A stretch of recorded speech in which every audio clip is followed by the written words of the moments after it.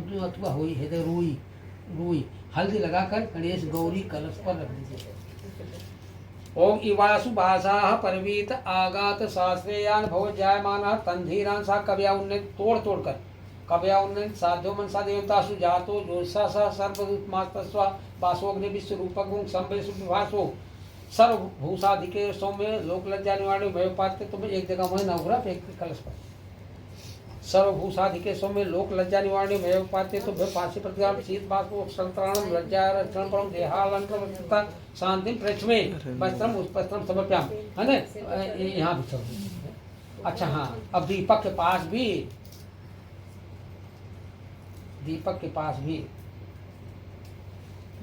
हाँ दीपक के पास भी अच्छा हाँ वस्त्रांते जल आचमनीयम प्रत्याचमनीयम कहीं पानी गिरा जाए वस्त्रांते आचमनीयम प्रत्याचमनीयम सुधाचमनीयम। ओम यज्ञोपवीतम परमं पवित्रम प्रजापतेर सहजम पुरस्तात् आयुष्मग्नम प्रथम शुभ्रम यज्ञोपवीतम बलमस्तु तेजः। ओम श्री विष्णवे नमः श्रीमन महागणाधिपते नमः। फिर एक बार पानी गिराओ, एक बार पानी। हाँ अब देखिए सबको हल्दी कुमकुम लगाया जाए, ऐसे ऐसे सबका लगाया जाए, हल्दी कुमकुम यहाँ लगाया जाए, वहाँ लगाया जाए, यहाँ लगाया जाए, स्वस्तिक बना दीजिए है ना। हाँ हरिओम हरिओम। अतुल बाबू ना बनाए बेटा, स्वस्तिक प्लस बनाइए, प्लस बनाइए। गलत हो तब तो बैठे हैं बताओ। हरि ओम पुरुषे वेदज्ञं सर्वं यद्भूतं यच्च भाव्यं तनि सत्यनारायण भगवान की टीका लगाया था, यहाँ लगाया था, हल्दी कुमकुम लगाया था। ओम पुरुषे वेदज्ञं सर्वं यद्भूतं यच्च भाव्यं।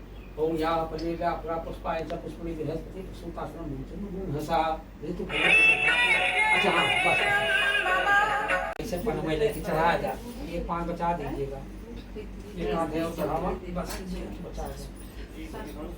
हाँ एक सुपारी तो वही लागी, दो सुपारी लागी जी, सुपारी मत दीजिए, सुपारी मत दीजिए। हाँ क्या नौकरा को फोटो खींचा।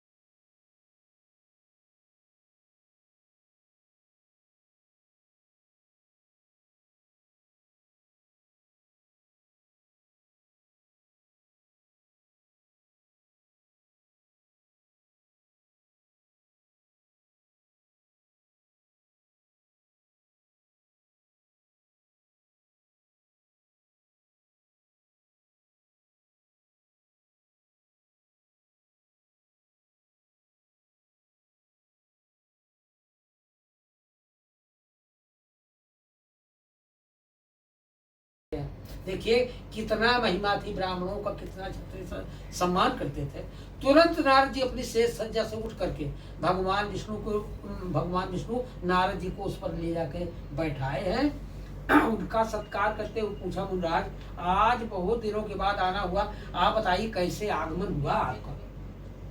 नारद जी ने कहा, प्रभु मैं पृथ्वी लोक से आ रहा हूँ, वहाँ जितने लोग मिले सब बहुत दुखी हैं। कहा सब लोग बहुत दुखी, तो आप तो सुखी हो, जिधर जा रहे हो मक्खन मलाई खाने को मिल रहा है, का धिक्कार है उस मक्खन मलाई को। अगर कोई रोते हुए प्रभु मेरे सामने आएगा, क्या उसका मक्खन मलाई मुझे अच्छा लगेगा। अब नारद जी की बात समझ गए भगवान विष्णु। भगवान विष्णु ने कहा, नारद जी लोग अपनी पत्नी अपने बेटी बेटे के लिए मरते हैं, आप दुनिया के लिए आपके मन में प्रेम है, इसलिए आपका विचार बड़ा उत्तम है। जाकर के पृथ्वी के लोगों से कहो मेरा व्रत सत्यनारायण के रूप में है, उसे जो प्रेम और श्रद्धा और भक्ति करेगा उसका दुख दूर होगा। नारद जी ने कहा, किम फलम किम धाम जाकर तुम कह रहे थे, तो तुम जरा विधि बता दीजिए प्रभु, मैं कैसे बताऊंगा लोगों से कि कैसे भगवान की पूजा करो। कहा, रंभा फलम कृतम क्षीरम गोधूम चित्तोकम, गेहूं का चूर्ण जो आपने चूर्ण बनाया है, और रंभा फल पका हुआ केले का फल, चाहे को फल हो न हो, लेकिन केले का फल। और ऋतु फल की व्याख्या इना 5 फल की व्याख्या नहीं है, ऋतु जो ऋतु वो फल। और भगवान विष्णु की पूजा में तो केले का फल, सुपक्वम कदली फल, पका हुआ केले का फल। अपनी श्रद्धा के हिसाब से जो ला करके और श्रद्धा भक्ति से मेरी पूजा करेगा उसका दुख दूर होगा। नारद जी ने कहा, प्रभु एक बात तो छूट गई। कहा, वो क्या। कहा, हफ्ते में 7 दिन होते हैं, मैं किस दिन लोगों से कहूँगा भगवान की कथा सुनो। भगवान ने कहा, यस्मिन कस्मिन दिन मरतो भक्त श्रद्धा समता, 7 दिन में किसी भी दिन, चाहे रविवार हो सोमवार मंगल हो, उससे कोई मतलब नहीं।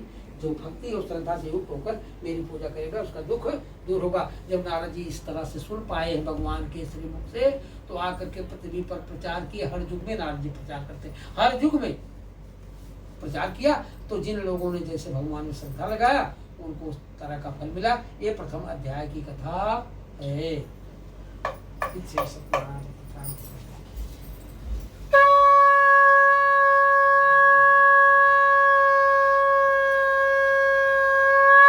बोलिए लाल की जय।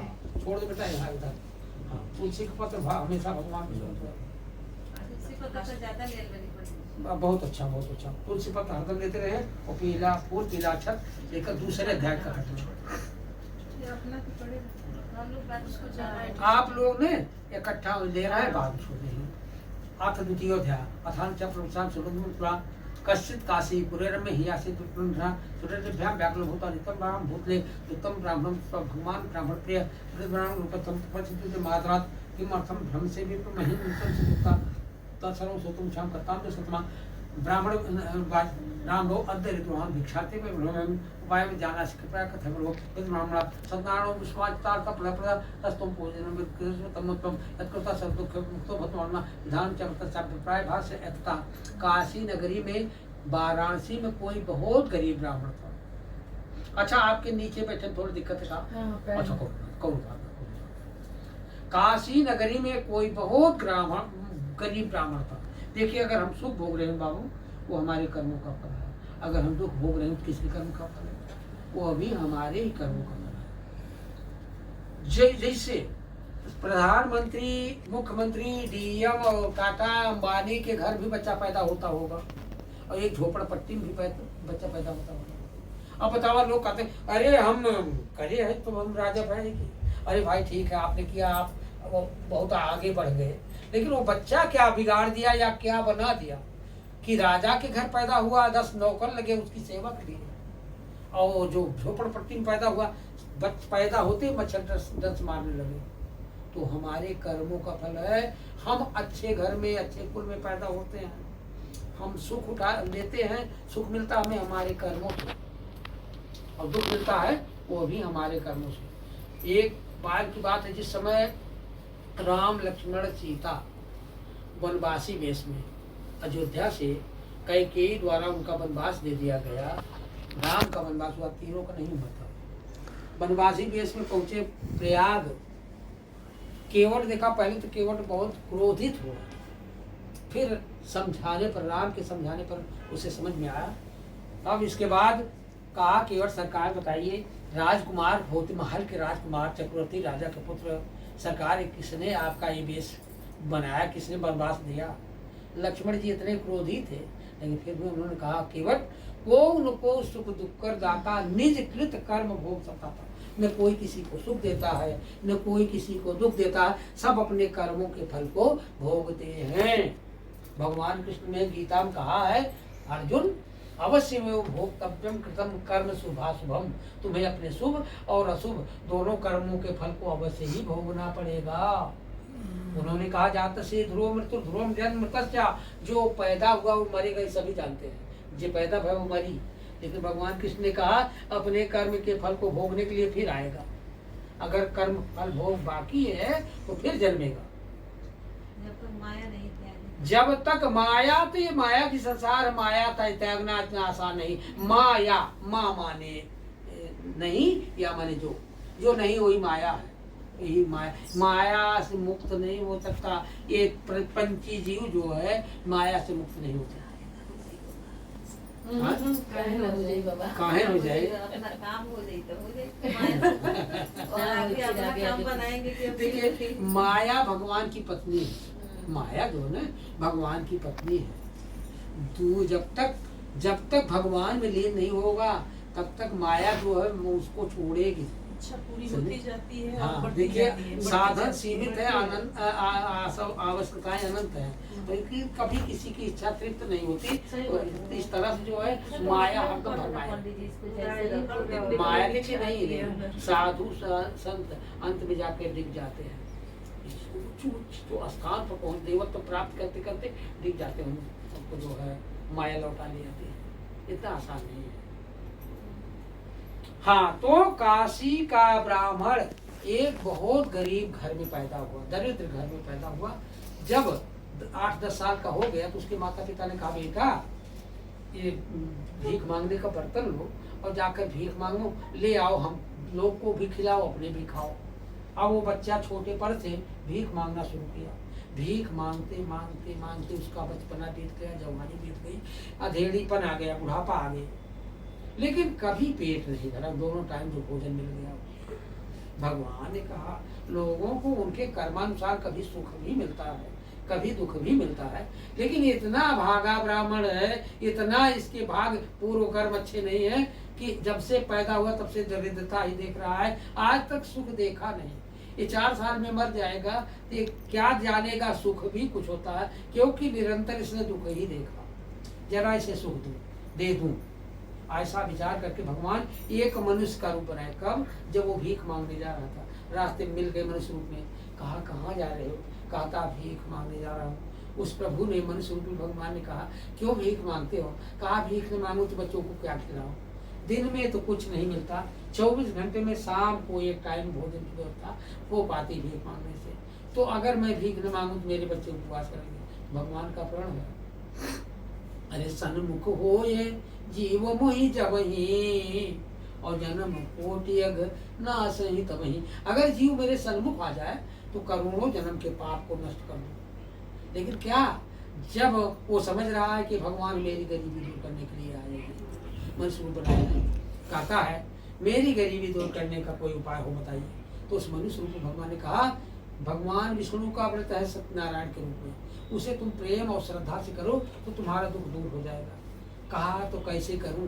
जो उपाय नारद जी को बताया था क्षीर सागर में भगवान विष्णु ने, सारा उपाय उस गरीब ब्राह्मण को उस मनुष्य रूप में भगवान ने बताया। आया शाम को भीख मांग कर, रात भर नींद नहीं आई। क्यों?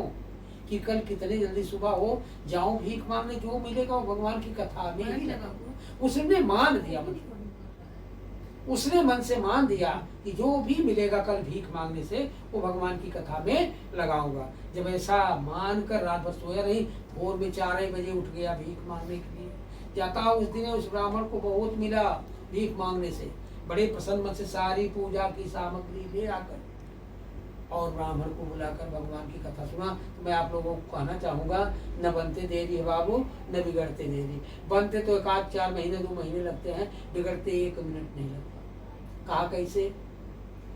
देखिए सुनामी क्या क्या त्रासदी आई थी, इकट्ठे साफ हो गया बिना एक मिनट ना लागत। और बनत अगर आपको 2-4 करोड़ मिल गया, आप कुछ बनवाओगे 2-4 महीने लगेंगे नहीं, तो बनते कुछ टाइम लगता है, बिगड़ते कोई समय नहीं लगता, 1 मिनट नहीं लगता। प्रभु की कृपा हुई, वो ब्राह्मण तो 4 महीने जाते जाते महल बनवाया, तो फिर और धन आया, हाथी खरीदा, सेना, चाकर, नौकर चाकर माने सेना से युक्त राजा जैसा हो गया। लेकिन जब बड़ा भी हो गया तो भी हर पूर्णिमा को भगवान की कथा सुनता था। एक दिन पूर्णिमा को भगवान की कथा सुन रहा था, उसी समय एक लकड़ी बेचने वाला लकड़हारा अपने सर पर लकड़ी रखे हुए आ गया, देखा कि भगवान की कथा हो रही है, लकड़ी को बाहर उतार दिया, वो भी भगवान की कथा सुनने के लिए। देखिए मैं बताऊं कथा किसे अच्छी लगती है, अब एक जगह से मान रहा हूँ पंडित जी, कथा किसे अच्छी लगती है, जिससे भगवान की कृपा होती है। अरे तुलसी पिछले पाप से हरि चर्चा न सुहाय, और जैसे जोर के पाप से भूख विदा हो जाए। जिसे पिछला पाप होगा, पहले का पाप होगा, मेरा दावा है, उसे भगवान की कथा अच्छी नहीं लगेगी। या तो वो बोलेगा या तो सोएगा। कथा में नींद बहुत बढ़िया आती है, कथा में नींद बहुत बढ़िया आती है, तो उनकी गलती नहीं है। कथा में कलयुग का भी वास होता है, आप सुनेंगे तभी। मैं सरसरी तौर पर आज अपने बाबू के यहाँ आए, मैं बड़ा ही मैंने अनुभव, सुख का अनुभव कर रहा हूँ। 1.5 महीना मेरी पहली का तो मेरी तो तबीयत खराब हो गई। मतलब पाप किया है उसने कुछ। अब इस तरह से कथा में, कथा उसे ही अच्छी लगती है। भगवान ने प्रेरणा दिया उस लकड़ी बेचने वाले को, तुम भी कथा सुन, तेरा दुख दूर होने वाला है। लकड़ी बाहर उतार दिया और आकर के कथा श्रोताओं में श्रोता बन के बैठ गया। जब कथा सुना, प्रसाद लिया, कहता चल रहा हूँ आज लकड़ी बेचूंगा, जो लकड़ी के बेचने से मिलेगा भगवान की कथा में ही लगा दूंगा। ऐसा जब मान करके जाता है धनियों की गली में, बाजार में, तद का अष्टमूलम से टुकड़ा प्राप्त होना सो, उसे लकड़ी का 2 गुना मिला, जितना पाता था उसका 2 गुना पाया। बड़े प्रसन्न मन से सारी पूजा की सामग्री ले आकर और ब्राह्मण को बुलाकर वो भी भगवान की कथा सुना, तो उसका भी माने कहीं कमाने खाने का रास्ता भगवान ने दे दिया, माने गरीबी दूर कर दिया, कहीं न कहीं से आमदनी का रास्ता दे दिया। ये दूसरे अध्याय कथा है। इत श्री सत्यनारायण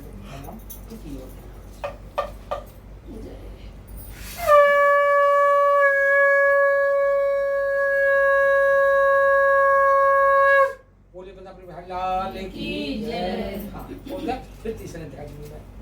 मैं बताऊं 4 अध्याय जो है उदाहरण है, कौन करता है उसे क्या फल मिलता है, कौन धर्म के मार्ग पर, सच्चाई के मार्ग पर चलता है उसे उसका अंत में क्या फल मिलता है, कौन झूठ बेईमानी और भ्रष्टाचार के मार्ग पर चलता है अंत में उसे उसका क्या फल मिलता है। अब आप सुने, देखिए 2 अध्याय में अभी आपने देखा हो गरीब ब्राह्मण, भिखारी ब्राह्मण और लकड़ी बेचने वाला गरीब लकड़हारा। धर्म के मार्ग भले गरीब रहे लेकिन धर्म के मार्ग पर चले, उनकी गरीबी दूर हुई। अब देखिए कौन झूठ बोलता है, कौन झूठ बोलता बेईमानी करता, उससे उसका क्या फल मिलता है।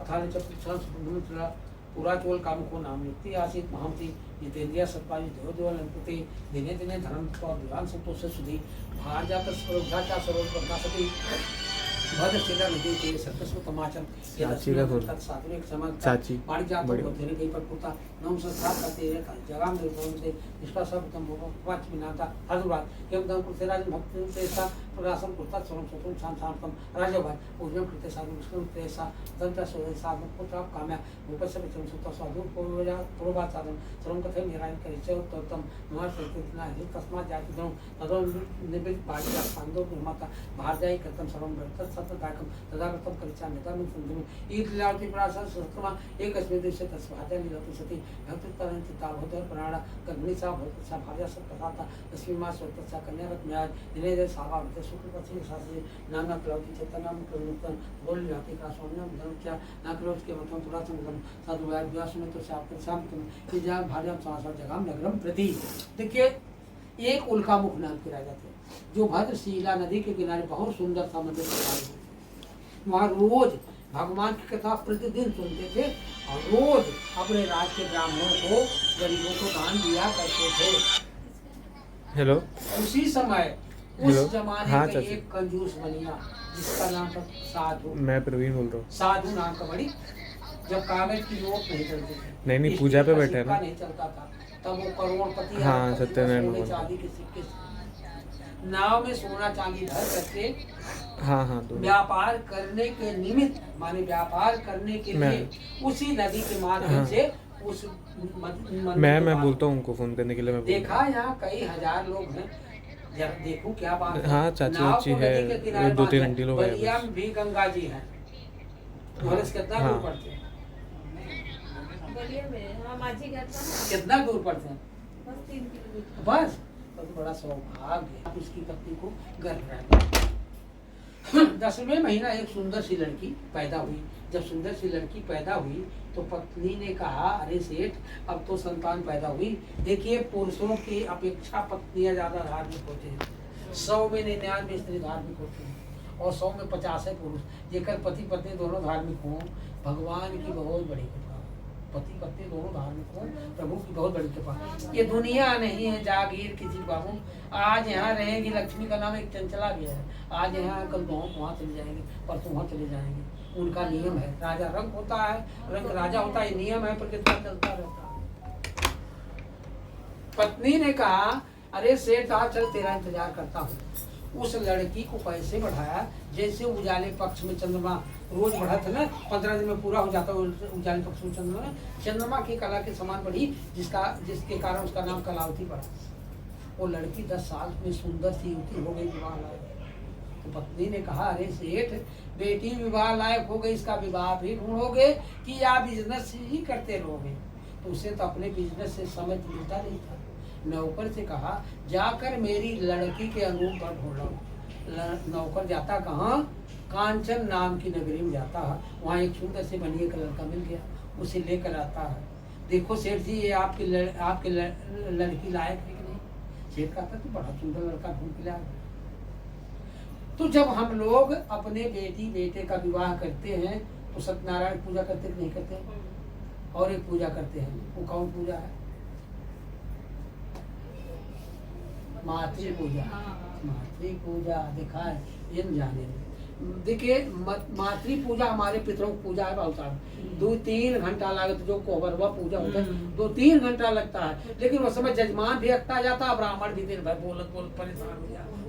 समझो इतना सबसे शुभ कर्म विवाह, जिसमें मातृ पूजा हमारे पितरों की पूजा होती है।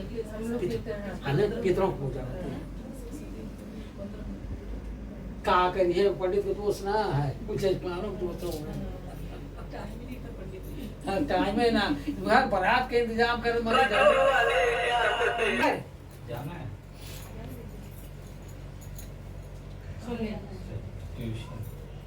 मान कर कह कर भी कि कोई संतान पैदा होगी तो भगवान की कथा सुनेंगे। संतान पैदा हुई, उसका विवाह कहता है, करता नहीं। ये झूठ बोलता है। श्राप दे दिया। क्या श्राप दिया? दारुणम कठिनम चास्य महात दुख मोचते। ऐसा दुख उठाओ कि अगर तू रो तो तेरी आस पहुँचने वाला कोई न मिले। आप लोग देखेंगे, मैं तो बहुत अनुभव करता हूँ, सीखता हूँ पूरे देश से। कहीं आपने देखा होगा, कहीं कुछ कोई दुर्घटना सड़क पर घट गई तो तमाम लोग उसकी सहायता के लिए मैं हूँ, चलो मैं देता हूँ। एक का नुकसान हुआ 10 देने के तैयार हो जाते हैं। कभी ऐसा भी देखा होगा कि ऐसे आप तड़पते रहो, कोई नहीं पूछेगा, सब जाते रहेंगे। प्रभु की कृपा नहीं हुई तो कोई नहीं पूछेगा। ऐसा श्राप दिया कि तू कितना भी रो, तेरा सुनने वाला कोई नहीं मिलेगा। क्या किया? राजा चंद्रकेतु के खजाने से चोरी करा दिया। बैठता हमारा का बैठता तू जो नहीं पत्नी के बगल में बैठेंगे तब तो बहुत अच्छी बात है। नहीं, इसको ट्यूशन जाना था ना, तो ये देखा पीछे ना बैठ जाता है। कथा श्रोता वक्ता के आगे होना चाहिए। सही बता है, आ जा भौजी के आगे बैठ जाओ। श्रोता वक्ता के आगे होना चाहिए। कम से कम ये पता चले कि श्रोता सोता तो नहीं है, सो रहा है, इसलिए पीछे नहीं बैठाते हैं, इसलिए पीछे नहीं बैठने देते हैं ना। वक्ता के आगे होना चाहिए। श्रोता का स्थान कहाँ है? वक्ता का। अब इसी पर एक कथा कह देते हैं। अभी घटना घटी अनेकों जब नींद के मारे, भूले हैं देवराज सबब नींद के मारे। विष्णु का सर कटा था अजब नींद के मारे, यो नास सोचे क्या करे अब नींद के मारे। बोझिल हुई हर एक नजर नींद के मारे, अभिमंत्रित जल पिया जब नींद के मारे। जसदा को न हुई है खबर नींद के मारे। नींद का क्या क्या घटना घटी कहना पड़ा। अरे कथा ना पूरी जान पाई नींद के मारे, अमर कहे अमर कहानी और जम्हाई ले गौरा रानी नींद के मारे। सद्दू की कथा है, सद्दू की कथा है। एक बार नारद जी पहुंचे कहाँ, लीला करना था को शिव पुराण में। नारद जी पहुंचे कैलाश पर, देखा माता पार्वती जी अपने कुटिया में है, भगवान शिव नहीं है। पहुंचे, माता जी प्रणाम, आइए मुराज आइए आइए, बहुत दिनों बाद आना हुआ। माता जी ने उनको अपन सादर जो जलपान कराया उपयोग कराया। कहा माता जी बाबा कहाँ हैं, भोले बाबा कहाँ हैं, कहाँ कहीं भ्रमण करने गए होंगे। कहा अच्छा बताओ माता जी आपको मानते हैं भगवान शंकर, कहा बहुत मानते हैं। कहा सही, कहा हाँ बहुत मानते हैं। कहा तो मानते हैं तो ये तो बताए होंगे वो किसके मूड की माला पहने, शिव मुंड माला धारी। कहा नहीं क्या है, मुंड माला धारी, किसके मुंड की माला पहनते हैं। कहा तो नहीं बताए मुनि जी। कहा तब माता जी कैसे मानते हैं, अब बीड़ा लिए नारायण, अच्छा माता जी मैं चलता हूँ। तब कैसे मानते, अब लग गई आग, लग गई आग, तब कैसे मानते हैं। बीड़ा बजाते हुए नारद जी चले गए। अब शाम के जब भैया ने, शाम के जब भगवान भोले बाबा विचरण करके लौटे तो कहे न रे पानी नहीं लो, तूने कैसे मेरे गुस्सा कर पानी न पर चूल्ही कहा कि नहीं कैसे कुछ कहा थे भाई। अब तो अब कहें भाई बात क्या है, आप एकाएक नाराज हो गई, बात क्या है। कहा प्रभु मैं तो जानती थी आप मुझे मानते हैं, लेकिन ये दिखावा आप मानते होते नहीं। कहा बात क्या है कि एकाएक आपके मन में ऐसा आ गया। कहा भगवान शंकर को विश्वास हो गया कि नारद जी संभवतः आ गया। कहे अच्छा बताइएगा कारण। कहा अगर आप मानते होते तो ये मुझे आज तक नहीं पता किसके सर की माला आप पहनते हैं, किसके मोड़ की माला। कहा ये क्या करोगी तुम पहुंच कर। कहा तो यही तो बात है, आप नहीं मानते, अगर मानते होते तो बताए नहीं होते। जिदिया गई तेरी आठ पर लाचार हो गई भोले शंकर।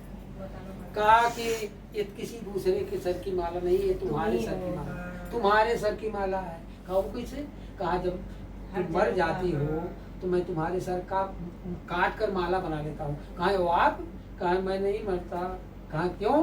कहा मैं अमर हूँ, अमराज यमराज इसलिए मेरा कुछ कर नहीं सकते, और हम जानते हैं अमर कथा मर नहीं सकती, मैं अमर हूँ।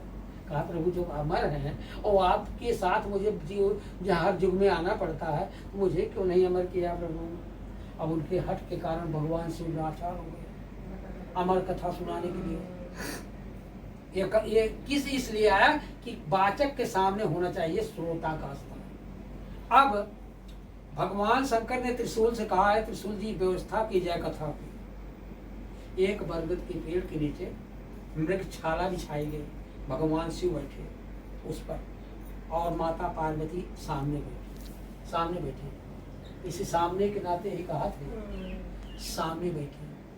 भगवान शिव ने कहा हे त्रिशूल जितने दूर तक मेरी आवाज जाती हो वहाँ जितने जीव जंतु हूँ, कीड़े मकोड़े सबको जो है यहाँ से खदेड़ दो, नहीं तो जो सुन लेगा अमर कथा वो अमर हो जाएगा। ऐसा सुनकर त्रिशूल जी जो है जा करके सारे जितने जीव थे सबको खदेड़ दिए।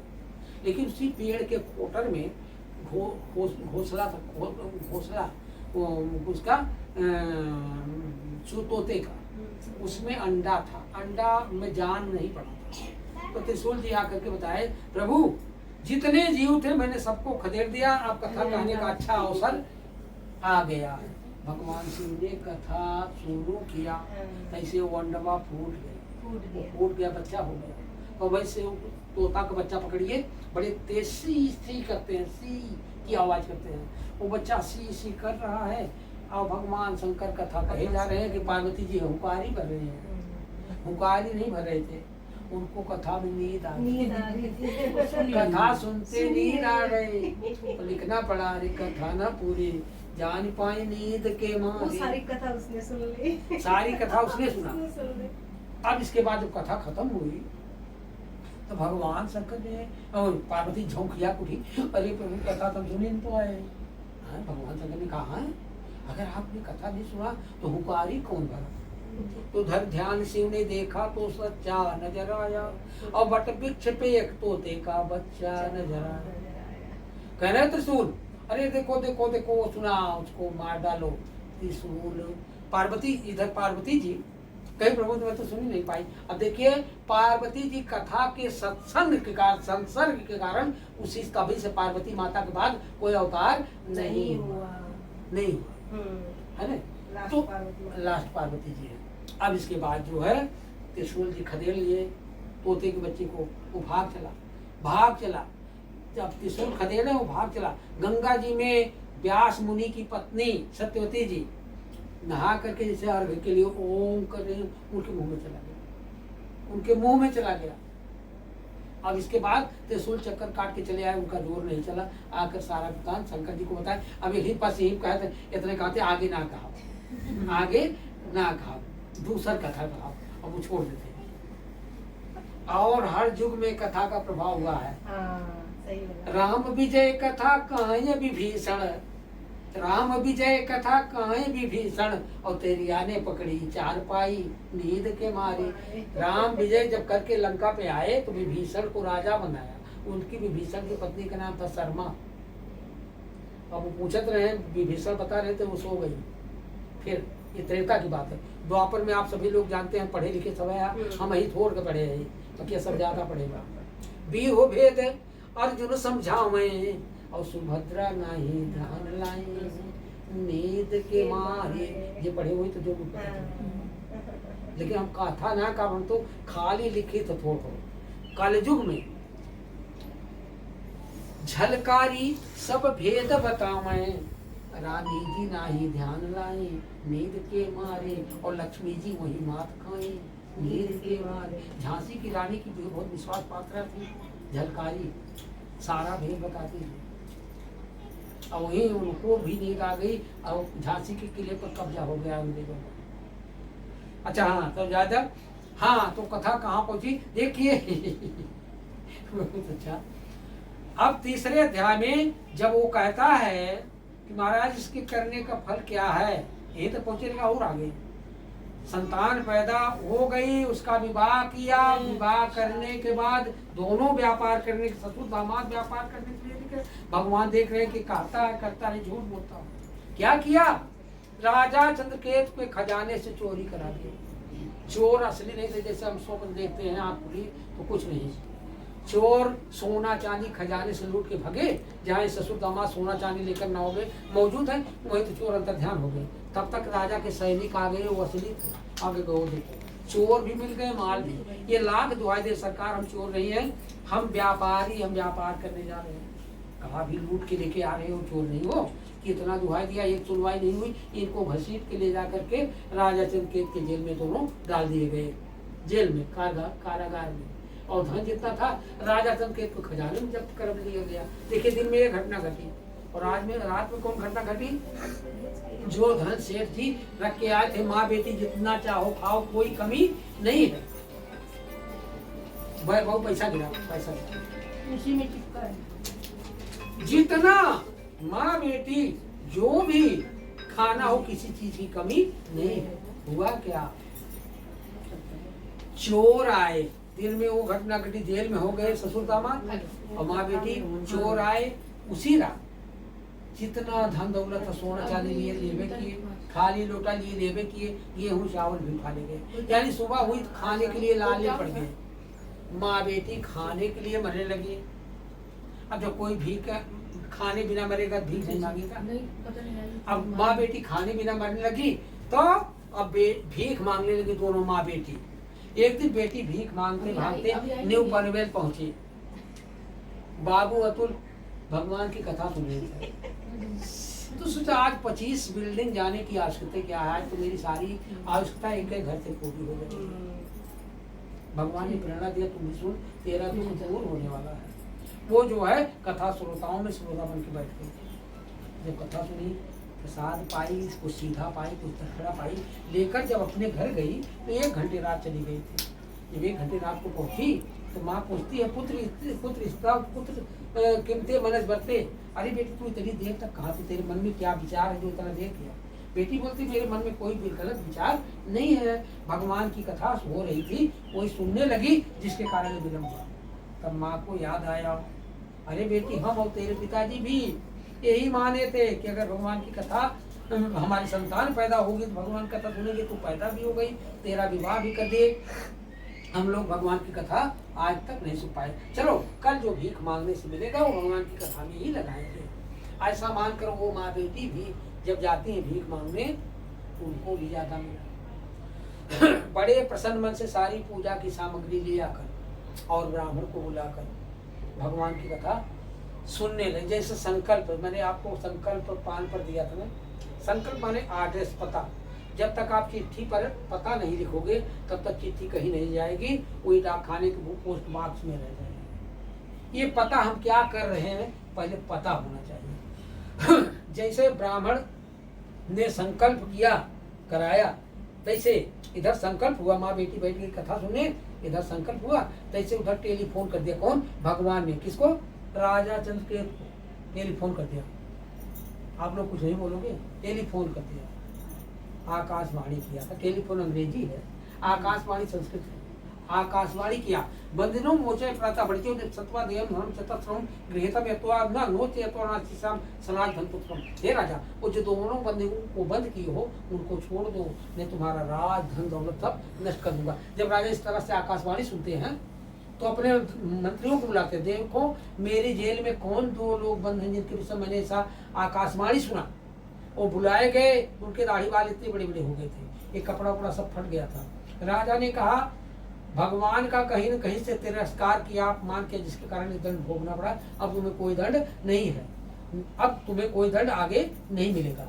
जितना धन लिया था दोगुनी की दत्तवार, अगर 100 किलो सोना लिया, 100 किलो चांदी लिया था, 200 किलो दे करके उनका दाढ़ी बाल बनवा करके, उनका नया कपड़ा बनवा करके कहा ये राज मेरा है, अब बेधड़क जाइए, तुम्हें रोकने टोकने वाला कोई नहीं मिलेगा। राजा ने प्रस्ताव, राजा से छुट्टी पाए तो अपने नगर की तरफ चले। ये तीसरे अध्याय कथा है इस श्री सत्यनारायण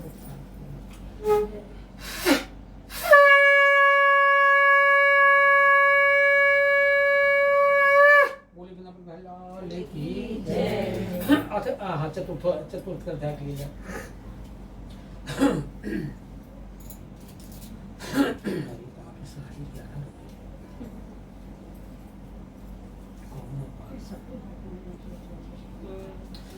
अथ चतुर्थो अध्याय यात्रां तु कृतवान् साधु मंगलाय पुरगाम ब्राह्मणे भगवान् तथा जो ये दूरी गते साथ सत्यनारायण प्रभु जिज्ञासां कृतवान् साधु किमेस्ते नोस्तम ततो महाजनो मतो हेला च प्रस कथम पिसल भोगन मतार्थं तथा पत्रान् तस्ते करणम विष्णु च पचसुता सतम भव तेम च योक्ता कथा सिंगदंडी तसंता ये दूरी गते धन साधु ज्ञानता उतान तन्मे सर्व ब्रह्म साधु सु कातु वचनते जम मुझे सब सो सामदन भक्तेन सर्व कतु च प्रसस अदर सम पांचता ये जामतु तस्सरातु गतता। देखिए राजा चंद्रकेतु से छुट्टी पाए, राजा ने उनका कुछ लिया नहीं, उनको 2 गुना दिया। तो बड़ी खुशी मन से ब्राह्मणों को दान करते हुए महाराज जेल में जरूर बंद थे और जेल से निकले, हमको हमारा कुछ राजा ने नहीं लिया, हमको इतना दे दिया जेल में बैठा के, इतना कई साल हम न कमा पाते जितना दे दिया जेल में बैठा कर। तो ब्राह्मणों को दान पुण्य करते हुए आगे बढ़े। जब आओ राज से थोड़ा निकल के बाहर आए, देखा भगवान ने कि अभी देखूं इसका झूठ बोलना छूटा कि नहीं, अभी जरा परीक्षा लूं। तो जब नाव से निकल के बाहर आए 2-3 किलोमीटर जाने के बाद नित्य क्रिया के लिए, भगवान ने देखा अच्छा अवसर है, अब देखो ये अभी वो उसी रास्ते पर है कि बदला इसकी भावना बदली। एक बुढ़े का रूप बना के डंडा लेके कांपते हुए, बाबू वो जो नदी में नाव है तुम्हारी उसमें क्या है? कहता क्या पूछता बुढ़ा? धन चाहता है। धन तो लता पत्राजकम जो करते तरणम, मेरे नाव में लता पत्र है, धनिया मरचा, कहाँ सोना चांदी भरा, कहाँ बोल रहा लता पत्र है। इतनी झूठी वाणी सुना उस बूढ़े भगवान ने। निष्ठुर बच्चा सुता सत्य बहुते बच्चा तेरी वाणी सत्य हो जाए। आज शास्त्रार्थ देखे वो बूढ़े भगवान तो अंदर ध्यान हो गए। जब जाता है नाव के पास, देखता नाव उभर आई, भार हल्का हुआ, पानी में उभर है, झाँक कर नाव में देखता है तो लता पत्र गिरा, रोने लगा, मूर्छित होने लगा। तो ही दामाद कहता है क्यों सो करते हो? वही जो बुढ़ऊ दादा आए थे उन्हीं का किया हुआ, उनको खोज ढूंढो। देखिए अगर आदमी मन निर्मल कर ले और एकदम भगवान में भक्ति लगा ले। मैं आपको घमंड के साथ कह सकता हूँ कि किसी की इज्जत आज तक भगवान ने नहीं लिया है। कोई ऐसा क्या? कितना गरीब दुर्बल आपने देखो, बेटी बेटी विवाह रहा हो, बेटी का विवाह रहा हो। आप जहाँ से मैं हूँ, बेटियों के विवाह में कितनी परेशानी, कितनी दहेज देना, ये करना वो करना, कितना परेशान कर दिया जाता था लड़की के पिता को। लेकिन फिर भी देखिए, क्या किसी की इज्जत गई? क्या किसी की इज्जत नहीं करते कराते वो भगवान सब कुछ करते कराते हैं, केवल उनकी शरण में पहुंच जाए आदमी। तो इस तरह से दामाद कहता है, क्यों शोक कर रहे हो, क्यों रो रहे हो? वह जो बूढ़ो दादा आए थे उन्हीं को ढूंढो, उन्हीं का किया कर्तव्य है। तो सभी ढूंढते हैं भगवान को, चाहे राजा हो, चाहे प्रजा हो, चाहे चोर हो, चाहे साव हो, सब ढूंढते हैं। अब मन लगा के ढूंढने लगा, फिर डंडा लेके उसे कांपते हुए मिल गए, जाकर उनके पैर पर गिर पड़ा, पैर पर गिर के लगा रोने। उस समय उस बूढ़े भगवान ने डांटा, वो अपने मुंह से उस समय डांटा, मम आ गया चतुर्बुद्धे लब्धम दुख मोहन, करे मूर्ख मेरी आज्ञा से तू बार बार दुखता रहते हैं, यहाँ कभी नहीं बोल रही है। सुना मेरी आज्ञा से, यानी दुख देने वाले ही हैं। पैर पकड़ दिया और पैर पकड़ के लगा रो रो के विनती करने। क्या विनती करता है? साधुवान त्वं माया मोहिता सर्वे ब्रह्मा जास्ते योगसा ना जानन्ति गुणानुपम तवाश्चर्यं प्रभो मूढ़वां त्वां कथं जाने मोहि तमाजा प्रसिद्ध पूज्य श्याम था विवैत्र। हे प्रभु, आपको ब्रह्मा विष्णु महेश कोई नहीं जानता, मैं तो मूर्ख हूँ, मैं आपको कैसे जान सकता हूँ? आप प्रसन्न होइए, मैं आपकी पूरे परिवार के साथ पूजा करूँगा। ऐसा अरमान जाए कि फिर भगवान को सुनो, इच्छा अनुसार वरदान देखे।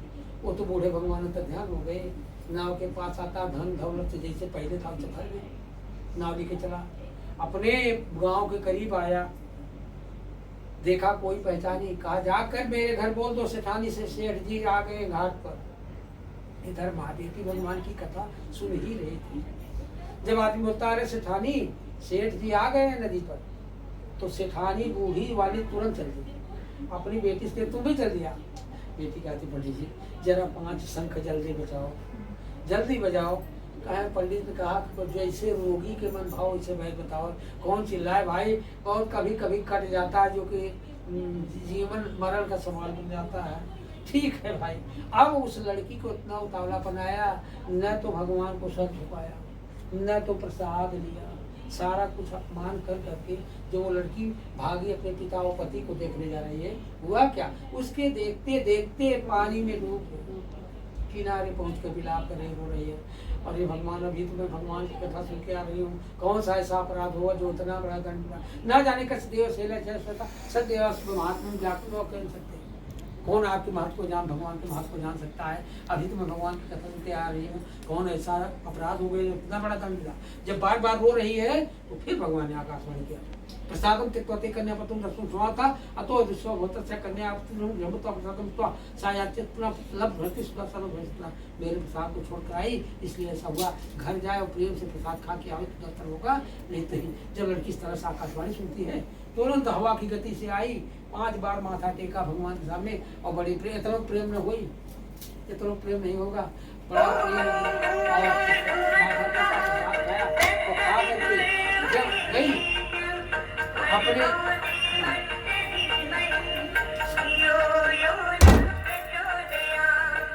गई, इसके बाद काय खो, अच्छा हाँ है, चलते देखिए मैं बताऊं। इसके बाद सबका दर्शन हुआ और आ करके अब सब जो है तब इतना ठोकर खाने के बाद धर्म के मार्ग पर आए, सच्चाई के मार्ग पर आए, और अंत में भगवान की भक्ति कर करके मुक्ति को प्राप्त हुए। ये 4थे अध्याय की कथा है।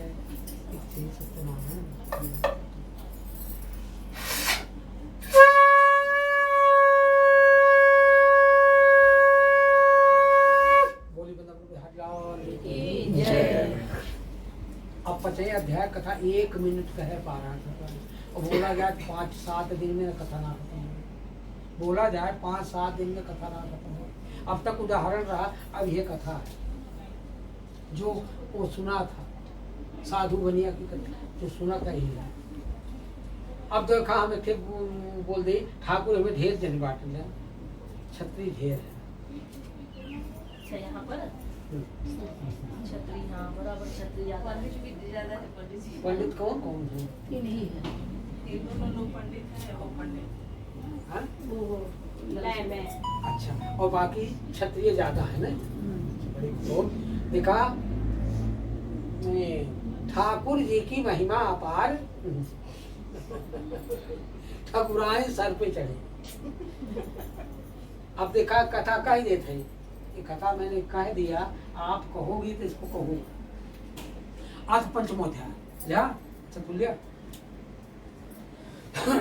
अथा आज से तुंग दुर्यो राजा प्रजा साधन सदैव से तत्व दुखमाप्ता एकदा सापदम तो हातो आप दान सुन आगत भक्त विश्वास तस्मयं गोपाकुलं संपुष्टा भक्त्वा स्वाध्वा राजा विश्वातु दर्पेण पूर्ण मांसा ततो गोकुलाश्रय प्रसादं निसंधो तथा प्रसादं संते राजा दुखमाप्ता तस्य कुल सतम संधन धान्यात्मकं चेत सदैव तत्सर्वं नास्तं मम निश्चितम् अतः तत्र गच्छामि यत्र पूजनं मनसा पुण्यस्य देव गोपाल सिंधो ततो सो सदैव पूजां गोकुलेसा भक्त श्रद्धां को भूतवा चकार विज्ञानिपा सदैव प्रसादेन तांतो भक्त ये लोग सुखम भूतवा जानते सुपुण्य उत्तम जयम पूर्व सत्नार्चा ये संत भक्तमानी कतिश्याम मुनीश्वरा सतानंद महाप्राग सुदामा ब्राह्मणोत तस्मन् जन्मस्ते कृष्ण ध्यात्म मुक्तमाथा काश भाग बहु लोकराज बहुआ तस्मन् जन्म से राम से गम मोक्षम जगामय उनका मुख महाराज ने पुत्र संभवत तेनातन संपूर्ण शरीर में पुत्र धार्मिक सत्संग से मोर धुजो देह तत्व तत्व मुक्तमाथा उग जो महाराज स्वयं भक्त सर्वान भगवान पिता से बैकुंठ तदागत का पारायण होइए। लेकिन कथा देखिए आपको बताता हूँ रामायण पुराण की कितनी कथा है, और वो जो कहा था ने तो हम ना कहा था हम जानते ना कहा चाहू, लेकिन हम कहा एक तुंगध्वज नाम के राजा थे जो कि बहुत अच्छे राजा थे, बहुत धर्मात्मा राजा थे। वो एक बार शिकार खेलने गए, मान लीजिए राजा थे, जंगल भी हो सकता उन्हीं का रहा हो, शिकार खेलने गए, गाय भैंस के चरवाहे बच्चे छोटे बड़े, चलो हमने चंदा इकट्ठा करके भीख मांग के भगवान की कथा उसी जंगल में सुन लिया जाए। उस जंगल में राजा शिकार खेलने गए, तुंगध्वज नाम के राजा, देखा भगवान की कथा हो रही है, न तो राजा घोड़े से अपने उतरे, न तो भगवान को सर झुकाया, न तो बच्चे प्रसाद है महाराज प्रसाद ले लीजिए, मारे अभिमान के साथ नहीं गए। जब इतना अपमान भगवान को कर करके राजा उसी घोड़े से अपने नगर जाके नगर ही प्लेन हो गया, न तो वहाँ महल है, न घोड़े है, न हिरेला है, न हाथी है, न नौकर है, न चाकर है, न रानी है, न बच्चे हैं, फिर जैसे उसी तरह से सूर्य जी कहते हैं हे स्वर्गादि इस परम दुर्लभ को उन्हीं का मैंने अपमान किया, उसका आने वाला जन्म और संवर जाता, इसलिए ऐसा हुआ चलता है। और जिन लोगों ने इस परम दुर्लभ व्रत को बैठ लिया है, कुछ लोगों के पूर्व जन्म के कान कहता हूँ, उसे सुनिए क्या कहा। सतानंदो महाप्रभु सुदामा ब्राह्मणो, सतानंद नाम के महाज्ञानी ब्राह्मण सुदामा नाम के ब्राह्मण। त्रेता युग में सतानंद जी गौतम ऋषि और अहिल्या के पुत्र थे। अहिल्या जिनको पत्थर बना दिया था ऋषि ने, श्राप देकर पत्थर बना दिया था, उन्हीं के पुत्र थे सतानंद जी।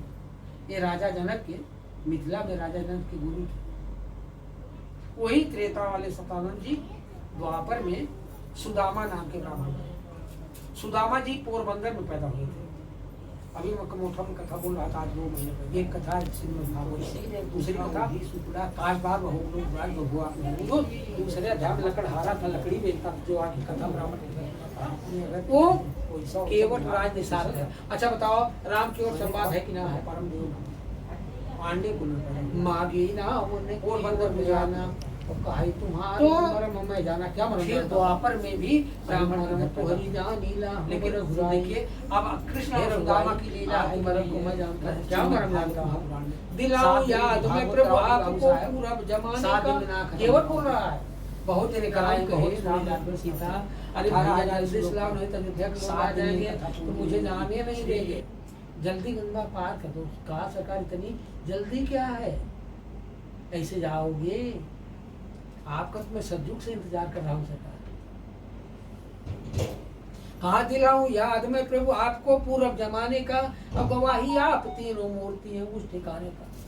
ये तीनों जने या लखड़ी भैया ये जो है ये शेष थे, शेष नाग जिस पर आप सोते थे बैठते थे, और माता सीता जो है ये लक्ष्मी थी। दिलाऊं याद में त्रेता में पूरब जमाने का गवाही कहती है चरण तुमसे बुलाऊंगा। शयन जब आप करते थे दयालु क्षीर सागर में, ये लखन जी शेष थे और मान कर बचन केवल भय हम ना लक्ष्मी। याद बाकी फिर से सुनाई अमरम तो गए हम देश में कछुए के पुन राहुल चरण सुने। गए हम देश में कछुए के पुन राहुल चरण सुने, मगर लाचार यही हमको दिए ना ध्यान। हम तो उधर ले जाएंगे बहुत भरम जाएंगे, हम उधर फंस जाएंगे। अब फसावा जी ने कि हमारा 12:15 बजे यार दोनों ने नहीं छोड़े। राम ने मुंदरी देने लगा, राम देने लगे, राम की मुंदरी को रोक लिया सीता जी ने, अपनी मुंदरी दिया। समझे ने, वो मुंदरी भी रहस्य है लेकिन जायदा वो छोड़ा। अच्छा, ये दूसरी कथा, तीसरी कथा उल्का मुख महाराज उनको दशरथ हुआ। उल्का मुख नाम के जो राजा थे, तीसरे अध्याय में जो दान किया करते थे भद्रसेना नदी के किनारे, वो राजा दशरथ हुए। अब बताओ, रामायण सभी पढ़ा था, सबके घर रामायण हुई।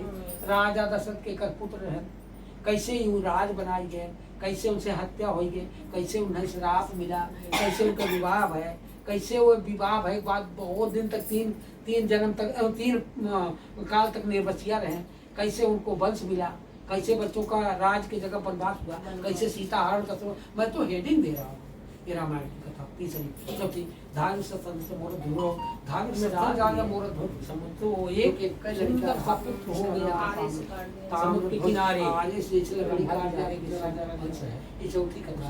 पांचवी कथा पांचवें अध्याय के राजा मनु हुए और सभी भक्त ने ये उनकी दाढ़ी को प्राप्त किया कि जल आ गया था, प्रसाद हो गया, बहुत से पत्थर खत्म ना हो, इसलिए जल आने के कारण ठाकुर जी की महिमा आया, पुतना बलि हुआ।